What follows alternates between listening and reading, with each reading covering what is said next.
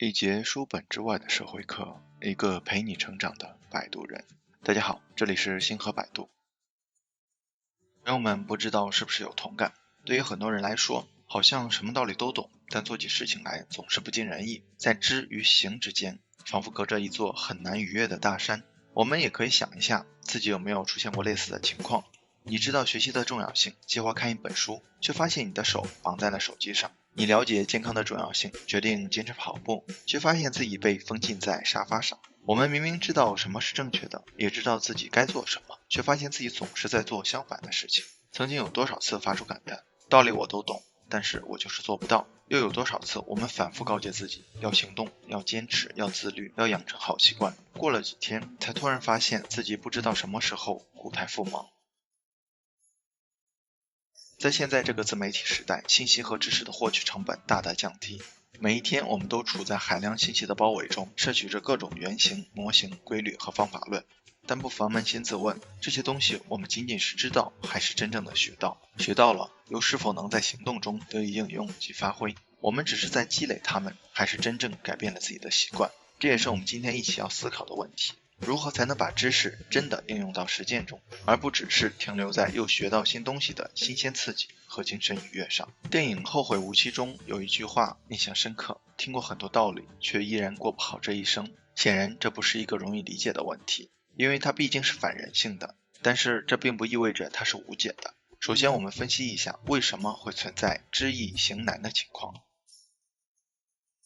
著名心理学家乔纳森·海特的著作《骑象人和大象》一书中，我们的理性思维和内在动力做了一个形象的比喻：大象和骑象人。大象代表我们的情绪、潜意识，力量非常强大，但常常做出不明智的行为。骑象人代表我们的理智、思维和观念。思维意识就如同一个骑在大象背上的人，手里握着缰绳，可以指挥大象转弯、停滞或前进，但只有大象愿意的时候才能指挥大象。如果大象有了自己的欲望或者不愿意，骑象人一点办法都没有。只有理性和情感携手合作，人才会表现出聪慧明智的行为。但是大象仍然负责大部分工作，骑象人更像一个顾问，随时给大象提供建议，而最终是否采纳决策权在大象。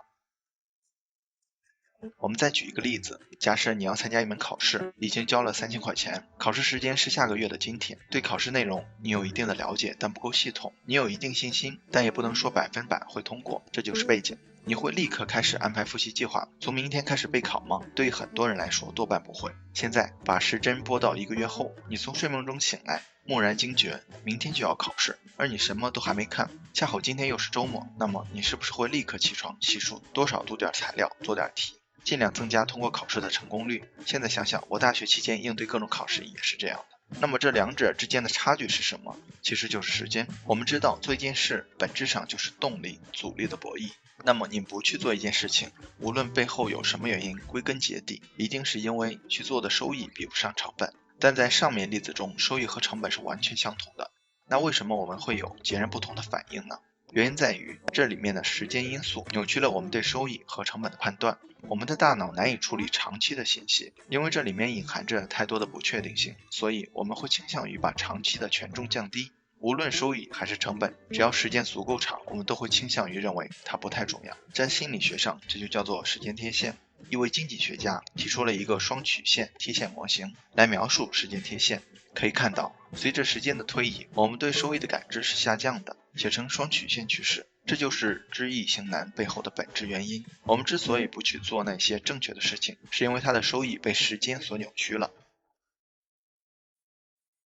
不但收益和成本会被扭曲，风险也会被时间所扭曲。经济学家米歇尔·沃克形象地把这种现象称为灰犀牛。什么是灰犀牛呢？想象在一片大草原上，在你的远方有一头笨重的、臃肿的、迟缓的犀牛，你一定不会过多的去在意它，但它一旦向你奔来，其笔直的路线、强大的爆发力会令你猝不及防，被它扑倒在地。米歇尔·沃克认为，许多危险并非没有征兆，也并非突如其来，它们其实一直潜伏着，也是可以预见的。但是对时间的错估和盲目乐观，使得我们对它们视而不见，导致风险到来时缺乏有效的应对措施。像08年的金融危机其实就是灰犀牛，大家都心知肚明，击鼓传花的游戏不会无休止的玩下去，最终一定会到某个节点断开。但现代和经济的蓬勃上升，让大家有意无意地忽略了这一点。每个人都想着我能逃出去，但洪水到来的时候，所有的逃命都是徒劳的。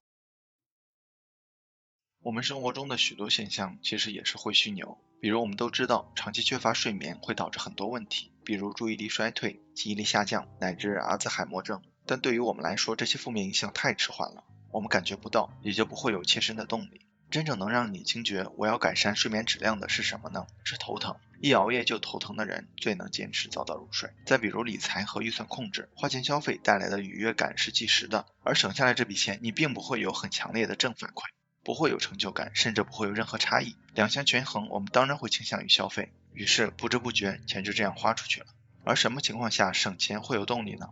要么是偿还一笔债务，你能看到它一点一滴的在减少，要么是攒钱买一个东西，你能看到进度条慢慢前进，这才能带给我们动力。所以这些问题不能单纯的归咎于自律性差、缺乏坚持、意志力弱、行动力低，也不能归咎于懒散和消极，因为从上面的分析来看，这些并不是真正的原因。最本质的原因是要克服时间贴现，理清楚收益和成本，让自己看到每一步的前进和成长，这才能从根本上驱动你去行动。有什么方法可以让我们更愿意去行动呢？星河在这里整理了4种方法供朋友们参考。一、抛弃漫无目的的思维。正如开头所说，我们很多次告诉自己要自律、要上进、要按计划行事，不能再荒废时间，但我们指挥的那头大象依然不听使唤，我行我素。原因其实就是我们的思维是无法落空的，它一定要有一个焦点。举个例子，在心理学上有一个非常著名的白象效应，给你5分钟想什么都可以，但唯独不能想白象。结果呢，这只白象会不断的闯入你的脑海中，怎么驱赶都赶不走。原因就是我们只能控制自己想什么做什么，是没有办法要求自己不想什么不做什么的。同样，当我们生气的时候，是如何平复情绪的呢？是告诉自己不要生气吗？不是，更好的办法是把注意力转移到别的事情上。所以我们不要去想我不能荒废时间，我不能打游戏，我不能刷抖音，而是要去想为了什么目的，我需要做什么。改变坏习惯最好的方法就是用一个新的行为去代替它，并持续不断的产生动力。具体来说可以这样做，想象愿望满足后的场景，你对生活一定有某些期待，也一定有某些需求不能满足，比如最简单的不上班。那么你不妨想象一下这些需求满足之后的场景，越具体越好，不要停留在不上班这样虚无缥缈的描写，尽量把它具象化出来。比如不上班之后你想要做什么，如何安排每天的时间，试着列出一个清单，最好安排每一个具体的细节，这个场景越具体明确，对你的激励作用也就越大。描绘出这个场景之后，下一步就是对其进行分解，去找出想要实现这些场景你需要做什么，这就是你的大目标和小目标，把它们列出来，再一个个去攻克。你会发现比起最开始懵懵懂懂的状态，现在你起码已经有了方向。2. 从1分钟行动开始。很多人给自己定了过于复杂的计划，比如每天要读2个小时书，背50个单词，读2篇英语文章，写1000字，诸如此类。这样的计划先不说其可行性，至少存在2个问题。一，它让你每一天都疲于奔命，从内心里感到畏惧，因为你每天所想的都是今天我还有很多任务没有完成。2. 偶尔有1-2天没有完成任务，就会成为压力，会让你感到挫败感，很容易就沮丧，从而难以坚持下去。正如一直强调的，越精密越复杂的系统，它也就越脆弱，因为越精密就意味着它的结构、节点和连结越多，哪怕一点点的意外都很容易造成系统的崩溃。更好的方法是什么呢？从最简单的系统开始，通过一点点的积累，慢慢对其进行优化改造，最终实现一开始规划的蓝图。哪怕它花费时间更长，走弯路的可能性更高，但同时它的稳健性也会更强。这就是1分钟行动，不要给自己设定复杂的计划，而是从1分钟内可以上手完成的动作开始。比如我要开始做时间管理的时候，用待办清单记录了很多任务，但问题在于我还没有养成看待办清单的习惯，导致根本起不到作用，怎么办呢？我不会立刻要求自己改变整个工作习惯，而是从最简单的地方着手，在我的房间的门上贴一张便签，写着看待办清单。这样一来，每当我想外出的时候，看到这张清单就会掏出手机查看外出事项，然后把所有需要带的东西、需要买的东西全部准备好，在脑子里简单做一个计划再出门。直到这个习惯完全吃透消化，不需要再提醒了，我再在电脑前贴一张便签，一坐下来就打开待办清单。这样一来，当我工作一段时间，站起来休息或者喝水散步之后，看到便签就会立刻打开待办清单，把完成的任务勾掉，看看还有哪些事情要做，做一个安排。这样慢慢的我就会把待办清单融入到自己的生活中，让自己彻底的把它内化。其实任何习惯都可以用这种方式来实现，比如读英语文章，不要给自己设定看2篇英语文章的任务，要告诉自己每天睡觉前打开英语 app 随意看看，这是一个非常简单的1分钟行为，不需要任何成本，因而也就没有任何阻力。这里有一个很有意思的点，就是我们都有保持当前状态的倾向，所以打开 app 之后，你多半不会直接关掉，而是多少随意看一看，这其实也就起到了效果。然后再慢慢加大剂量，一直到你习惯了睡前就打开 app 看2篇英语文章为止，这就是一种对自己优化迭代的过程。3. 用产出倒推行动。习惯之所以无法坚持，一部分是因为缺了奖励这一环，因而难以持久运转下去。那么如何激活奖励回路，让自己获得反馈和成就感呢？最重要的是看到对自己和外界产生了什么影响，简而言之，也就是自己产出了什么。所以无论做什么计划，养成什么习惯，你都要去思考，我这样做可以产出一些什么东西，给我带来一些什么样的变化。学习理财是否可以以拟定一份有效的家庭投资方案为目标，每个月的理财收益就是直接的产出。学程序开发是否可以从写一个爬虫抓取自己感兴趣的数据出发，代码的实现，程序的运行就是直接的产出。读书获取知识，你是否可以想着我可以把它交给别人，跟别人一起分享，朋友的感谢和称赞，自己的成就感就是直接的产出。产出不一定是具体产物，也可以是虚拟的，比如满足感、自尊心、存在感，也可以是别人的感谢、认可、称赞和肯定。如果找不到直接的产出，我们也可以找几个志同道合的朋友一起去做某一件事情，比如一起去锻炼身体，一起学习英语，一起研究象棋等等，甚至可以拉个群，每天在群里打卡，更新进度，分享心得，相互激励。这也是一种产出和回报，它会不断强化你的存在感和成就感，使得你能够持续努力。所以找到自己的产出，从中获得正反馈，如果没有，就给自己创造一个。4. 以量化代替定性。如何才能察觉到灰犀牛呢？一个行之有效的方法就是把收益、成本和风险量化，用量化的思路去思考事物。比如缺乏睡觉可以导致阿兹海默症，但这么一句话是没有太大威慑力的，也不会立刻让你觉得我要提高睡眠质量。那怎么办呢？你不妨试着想想，连续3天睡眠少于5小时，患阿兹海默症的几率就提高 0.1%。这个数字当然是随便写的，实际上它没有任何科学性，但没有关系，重点是你这样一写，缺乏睡眠和阿兹海默症之间的关系立刻就被你具象化了。你每次熬夜睡不好，就能够意识到你在不断的加重后者的概率，这样一来，你就可以摆脱时间贴现的影响，直观的看到收益和成本了。同样，你可以给自己英语阅读能力设定一个量化标准，比如今天我能够读多长的文章，阅读1000字的文章所需的时间，我能看懂无字幕美剧的几个片段。每一次强迫自己去锻炼积累，就是不断提升自己的阅读能力，你会直观的看到自己的进步，这会成为不断鞭策你前进的动力。而且通过这样一个个有趣的小挑战，你会发现很多看似枯燥艰难的事情都变得轻松了许多。量化的东西是最直观的，也最容易让人信服的。前面提到的骑象人与大象，虽然骑象人更聪明更理智，但是如果不能把信息很好的传递给大象，或者说给大象传递的信息不能让大象信服，大象当然不听使唤。如果将收益量化、成本量化、风险量化，大象是很容易权衡得失利弊，顺着骑象人的思维执行的。这4种方法其实就是给我们建立一个有利于实现自己目标行为的空间场，通过自我激励和外界的激励来改变自己深层的观念，最终实现行为。知与行之间的确隔着一座很难逾越的大山，但很难逾越不代表无法逾越，只要我们想提升，有毅力，方法对，一定能成为更好的自己。好了，今天的内容就到这里了，谢谢您耐心观看。如果您有任何建议和想法，欢迎在下方留言。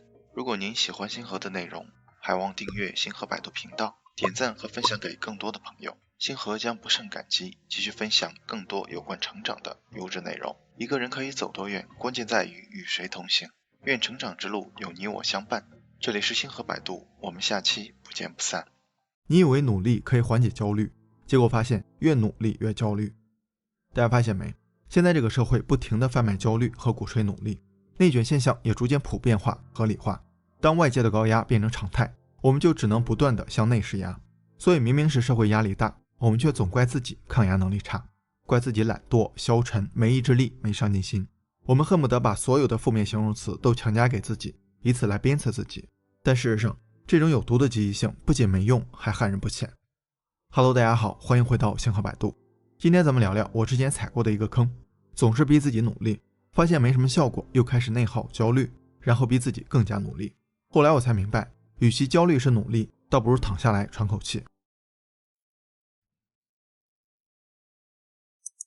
之前咱们聊过一个短片，我们就像是这只涉世未深的老鼠，进入社会后发现大家都在跑，虽然我们不知道他们为什么跑，但还是跟着跑了起来。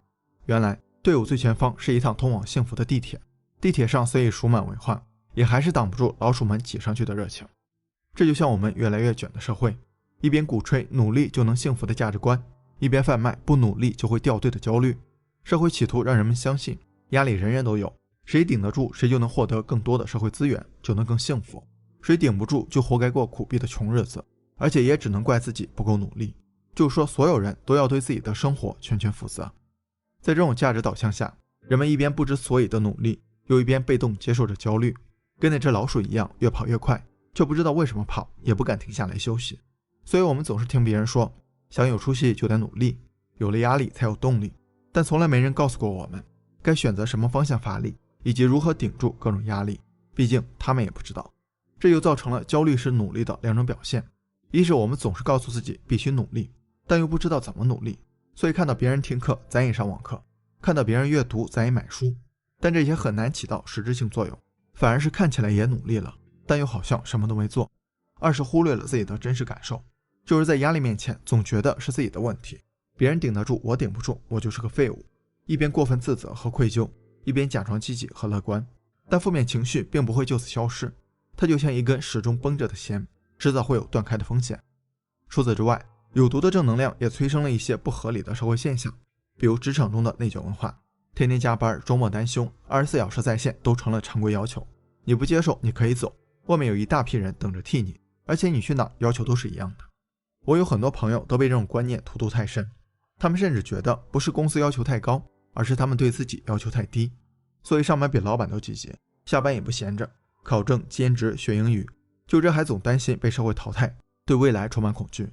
所以说年轻人真的很累，我们对生活充满敬畏，生活却把我们打得节节败退。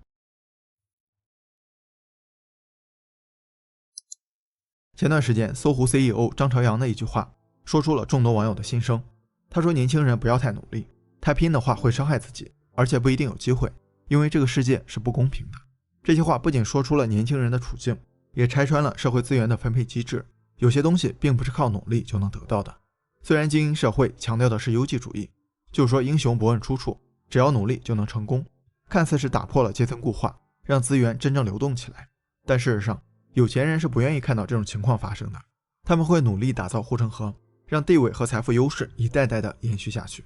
之前有个漫画 On the Plate， 富人在教育资源、就业选择、生活负担上基本是一路开挂，就像是有人把所有东西准备好放在盘子上递给他们，但讽刺的是他们在炫耀自己的成就时，总是喜欢忽略其他因素的影响，把成功的秘诀归咎于自己的努力。比如李嘉诚，虽然逃难到香港，但他投靠的舅舅是香港的钟表大王。再比如东哥，喜欢标榜自己家境贫寒，但他父亲在80年代初就拥有了自己的货船。他们总是放大努力的作用，这很容易给年轻人造成一种假象，自己跟成功的距离只有努力二字。但实际上呢，除了努力，还要有一定的背景、人脉、金钱、机遇，所需的资源真的太多了。而且很多情况下，努力决定的是你人生高度的下限，这些因素才决定了你的上限。咱们举个例子，看过《教父》的小伙伴应该都熟悉阿尔帕西诺，他凭借这部戏声名鹊起，但在演《教父》之前，无论他多努力，也只是个3线演员。到了拍《教父》的时候，恰好导演想找个新人，恰好制片方选的几个人都不在档期，恰好这个演员得长得像西西里人，又恰好导演改了剧本给他加了戏，这些条件缺一个，帕西诺或许还是那个3线演员。当然这不是否定努力，只是说在努力的基础上，咱也得考虑其他因素，避免被一些别有用心的声音误导。如果说努力决定了人生的下限，那焦虑式努力可能会把这个下限拉得更低，因为对自己太苛刻和自责，不仅不会让你更出色，还会让你掉入那又如何的陷阱。纽约州立大学的心理学家做过这样一项实验，他们找来144名不同年龄段的人，这些人有个共同的爱好，喝酒。他们被要求在电脑上记录自己的饮酒情况，比如晚上喝酒前，先记录打算喝多少酒，第二天早上再记录前一天晚上喝酒的感受。研究人员的目的是想知道他们实际喝的比自己计划喝的更多时会有什么结果。毫无意外，喝太多酒的人第二天会有深深的罪恶感，但意外的是，这些因为喝太多酒而自责的人更容易在当天晚上或以后喝更多的酒。也就是说，罪恶感不但没让他们改善自己，反而造成了更严重的放纵。这就是那又如何效应。如果你对自己太过苛刻，一次小失败就会引起过分自责，积极性和意志力都会受到影响，你会觉得自己很没用，想着那又如何，反正计划都失败了，然后破罐破摔，陷入放纵、后悔再放纵的恶性循环。很多事情都是因为这个原因而失败的，我们总怪自己没有决心，不够努力，但事实上只是因为我们不懂得原谅自己。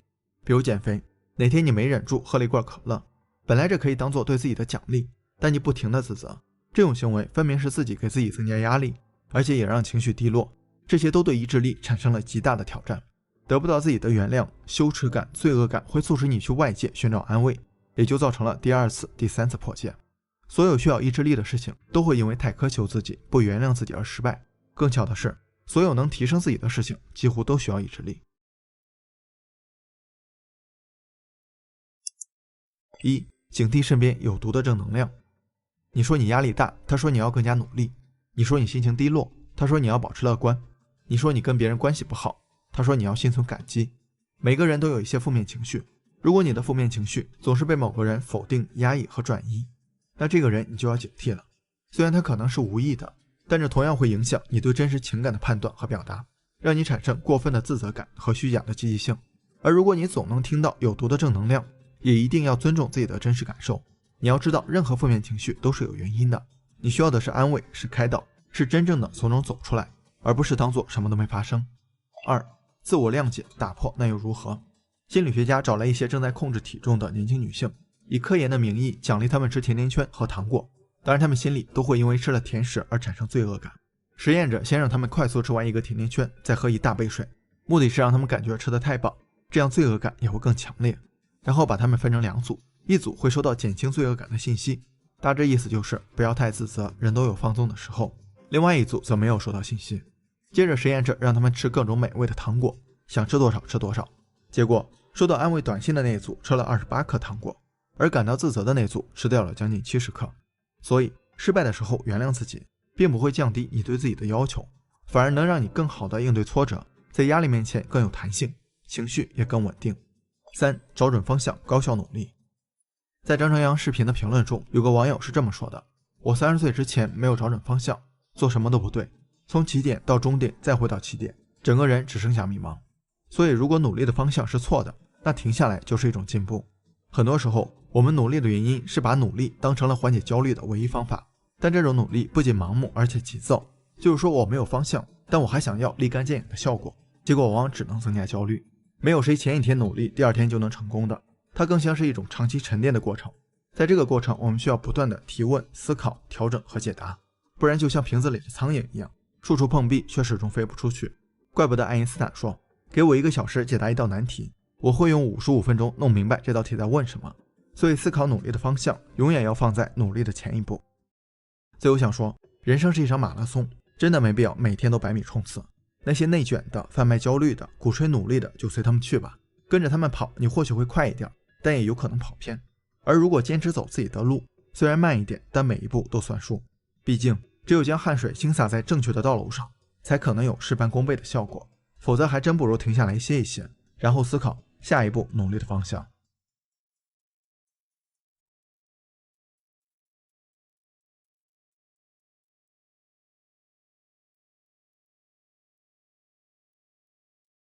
情商高的人都懂得如何好好说话，因为语言常常有着比行为更强大的力量。这一点京剧制造机王尔德深有感触。会做事的人非常多，可会说话的人却少得可怜。足见说话是两者之中最困难的，也是最重要的。会说话很重要，是星河4岁的时候就开始懂得的道理。当时有一个叔叔来我家吃饭，随口问了我一个问题：你是更喜欢爸爸还是更喜欢妈妈？一桌子的人都转过头来，用期待的眼神注视着我。不知道该怎么回答，我茫然失措，扔下筷子躲到房间里看电视去了。生活中这样的坑很多，很多人也常为人际交往感到头疼。而总有些人可以用一句好的回答让气氛从冰点马上火热起来，用一句应景得体的话让所有人都感到极度舒适。想成为一个高情商的人其实并没有那么难，高情商的表现都藏在生活的这些细节里。今天我们就一起来看看一个人情商极高的其他表现。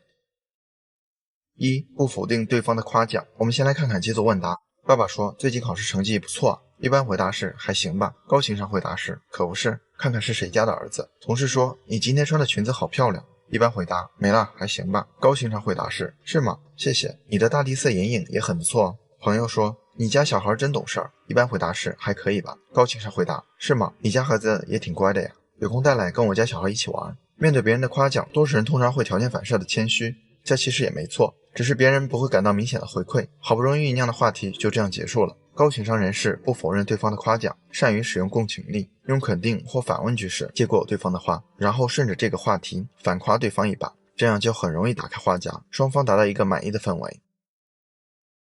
二、会站在对方的利益点说话。在家带了一天孩子的妻子看到丈夫慢悠悠的回家，没好气地说赶紧去做饭吧，今天伺候小孩腰都累坏了。丈夫听了一肚子火，我上了一天的班比你还累呢。妻子委屈，孩子闹腾了一天一点都不省心。丈夫回怼，今天遇到个难缠的客户，我都快被逼疯了。一来二去，夫妻俩都在诉说自己的难处，直到天黑才发现晚餐都没有做。很多冲突都源于一方的主观情绪化表达，也许初衷只是想让对方知道我今天很累，我需要你，但最后就变成了宣泄情绪，两个人反而更累了。现在把场景还原一次，看看高情商人群是怎么回答的。丈夫回家带了一天孩子的妻子想让丈夫帮忙做饭，高情商的妻子会说你回来啦，我买了你最爱吃的小龙虾，但我厨艺有限，你做的麻辣小龙虾更好吃，今天的晚餐就交给你了，也算奖励一下带了一天宝宝的我。兴高采烈的丈夫说真的吗？就馋这一口，今天看我的，不过好久没有一起吃饭了，我们一起去下线吧。要让别人接受自己的观点，少用命令口吻，少做情绪宣泄，多去陈述事实，而不是主观判断。站在对方的利益点说话，把想让他做的事儿变成他自己乐意做的事儿，管理好自己的情绪，不要让它冲出来，成为伤害人的野兽。三、在公共场合能淡定圆场。向往的生活是国内爆火的一档真人秀，按照惯例每个明星都会帮忙干农活。一次陈赫作为嘉宾来后，黄磊让他摘玉米，他说自己紫外线过敏，让他劈柴，他说自己腰不好。在外界看来好像陈赫在偷懒，故意让黄磊难堪。而何炅突然问他昨晚拍戏到几点，陈赫说凌晨5点，大家这才理解陈赫原来是因为昨晚拍戏太过劳累才这样，这离不开他高超的临场应变和缓解气氛的能力。你看，这就是高情商说话的力量，一两句话就把原本尴尬的场面挽救回来。再举个例子，有次大老板过来视察，请技术部的同事吃饭，期间大老板举着酒杯来到我们这桌，所有人都举起酒杯，一个同事却突然说对不起我不喝。当下所有人鸦雀无声，连大老板都没想到会出现这种情况。就在这时，经理站了出来，露出招牌式的笑容，不疾不徐地对大老板说，李总，这是我们分公司的临时司机，待会儿还要负责送同事回家呢。所有人都能喝，唯独他不能呀。同桌的同事都心照不宣，纷纷附和。大老板听了笑了笑说，哦，是这么回事，那我就不勉强你了。你看，会说话的人总能在关键时刻表现突出，用一两句话就能帮别人化解危机。语言是一门高情商技术，想要说好话，离不开对生活和他人细致入微的观察和感悟。4. 说话有边界感。逢年过节回老家，大家肯定会遇到这种情况，隔壁的大爷大妈都会热情的过来串门，接着就是劈头盖脸狂轰乱炸式的提问，现在工资多少？就说上海消费高，每月2万才适合在那里发展，你应该也有吧？怎么没带个女朋友回家？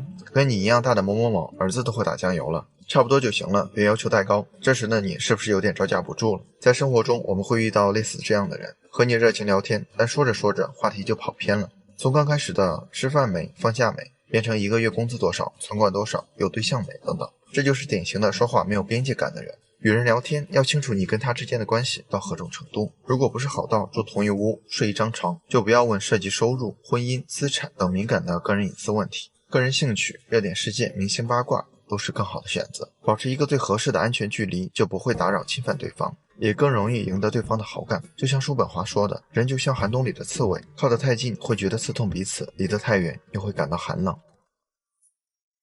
5. 对不了解的事儿不要随意做出评判。有一位著名的主持人采访了几个农村的留守儿童，这些孩子成绩优异，但家庭贫困。期间聊到伙食问题，主持人问你们平常吃什么？小朋友们说青菜。主持人接着问会有肉吗？小朋友们回答很少吃。主持人又问为什么不吃肉呢？肉不好吃吗？肉容易坏吗？还是有其他原因？小朋友回答因为没有钱。主持人没有了解清楚，贸然提问，导致场面很尴尬。在现实生活中还有很多这样的情况发生，在没有清楚真相的情况下就以偏概全，给别人下定论贴标签，这样做相当于伤害别人还不自知。而且有时你永远想不到一个穿拖鞋出门的人有可能是个千万富翁，你也想不到一个外表光鲜亮丽的人是一个背负着巨债的穷光蛋。电影《了不起的盖茨比》有这样一句话，可以作为最好的提醒：每当你觉得想要批评什么人的时候，你要记住，并不是所有人都有你所拥有的优越条件，因为真正高情商的人懂得体谅别人的不易，不会随意去评判一个人。